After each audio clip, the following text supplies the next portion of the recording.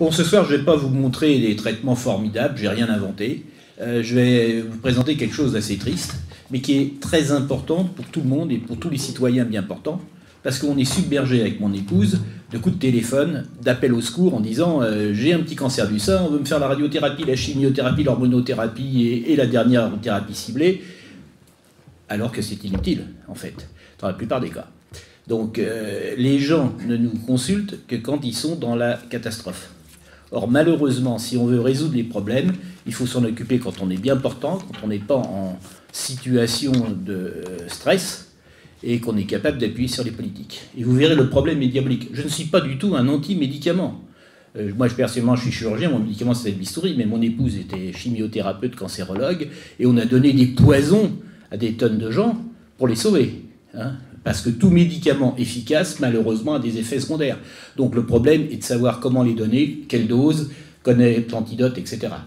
Et donc je ne suis pas contre les médicaments. Je suis pour le bon usage des médicaments. Et nous sommes particulièrement attristés avec mon épouse depuis une vingtaine d'années de voir la dérive absolument totale des agences chargées de la sécurité sanitaire qui se sont mis au service des lobbies pharmacologiques et qui mettent sur le marché n'importe quel produit sans aucune preuve d'efficacité. Alors je vais vous en montrer quelques-uns, c'est un tout petit bout. Bon, on a fait quelques livres dans le passé déjà. La face cachée des médicaments, c'est Nicole seulement qui l'a écrit toute seule. C'était assez prémonitoire, c'était les vieilles catastrophes et on annonçait déjà les problèmes des vaccins. Bon, le plus récent, ça a été sur les drogues de cancérologie, puisqu'on est tous les deux cancérologues. Sur les drogues thérapie ciblée, vous avez une publicité monstrueuse qui dit que c'est comme la guerre du Vietnam où il y a, du Irak où il n'y a pas de dommages collatéraux. C'est que des mensonges. C'est effrayant. Alors, pour vous rappeler, les agences l'ANICER ont été créées après des scandales, après des catastrophes sanitaires. Et la première, c'était la FDA, donc Food and Drug Administration, en 1906, pour protéger les populations des catastrophes médicamenteuses.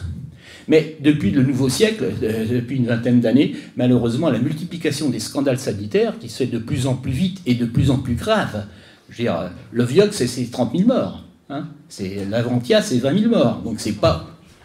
Oui, c'est des... de qui est lequel ? Non, non, ça n'a pas été prouvé. Alors je suis désolé, je suis prudent, je ne donne que ce qui a été prouvé par un procès. Donc c'est pour ça que j'ai choisi Vioxx, parce qu'il y a eu des procès, donc c'est établi en justice et personne ne peut dire le contraire. Bien entendu, ce qui est reconnu est toujours en dessous. On reconnaît que la face émergée de l'iceberg, hein, on est bien d'accord. Mais donc, quand je vous donne, c'est comme je trouve quand même que 30 000 morts, c'est pas mal. Hein. Quand on nous embête avec un coronavirus qui pour l'instant n'a tué que 100 personnes, bon... donc il faut remettre les choses en place. Hein. Le but de cet exposé est de comprendre les raisons. Alors là, je vous donne une liste de quelques catastrophes. Donc certaines sont reconnues, hein, que ce soit l'hormone de croissance, le sang contaminé. J'espère que vous êtes au courant du chlordécone. Hein, c'est produit qu'on a donné aux Antilles alors qu'il était interdit aux États-Unis. On l'a donné encore 10 ou 15 ans après, et qui est un facteur pour faire apparaître les cancers de la prostate. C'est formidable. Le sang contaminé, vous en avez entendu parler. L'amiante, on a quand même environ 100 000 victimes en France. Hein. Ça, c'est de la faute de nos autorités sanitaires qui ont refusé de prendre les décisions qui s'imposaient, qui ont poursuivi les donneurs d'alerte, puisqu'il a été viré de son boulot pour avoir le tort de révéler le scandale. Bon, l'isoméride, les vaccins H1N1, là, vous êtes tous au courant. Hein, ça nous a quand même coûté 2 milliards de nos impôts, hein, alors qu'on a 300 millions au maximum à donner aux hôpitaux et on pleure.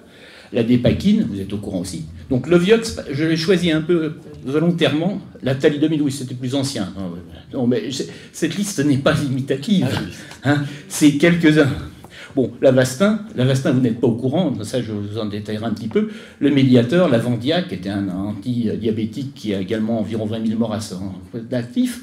Le Dexvaxia, qui est le dernier vaccin succès de Sanofi, qui a fait au moins une centaine de morts aux Philippines et qui a été interdit à la suite de ça aux Philippines, mais qui a du coup été autorisé en Europe, hein, par l'Agence européenne du médicament. Le Keytruda, qu'on va essayer de vous vendre actuellement parce qu'il rapporte 5 000 € le mois, ça vaut le coup, et qui sert aussi à peu près à rien, j'ai pas dit à rien, totalement à peu près à rien, et bien entendu le garde d'asile, où on est à la deuxième tentative d'imposer par la loi ce vaccin qui a le miracle d'augmenter le risque de cancer du col de l'utérus. Et je ne le dis pas par supposition, sur les faits observés, sur les données des registres du cancer, des pays qui ont vacciné. Donc c'est pas... Voilà.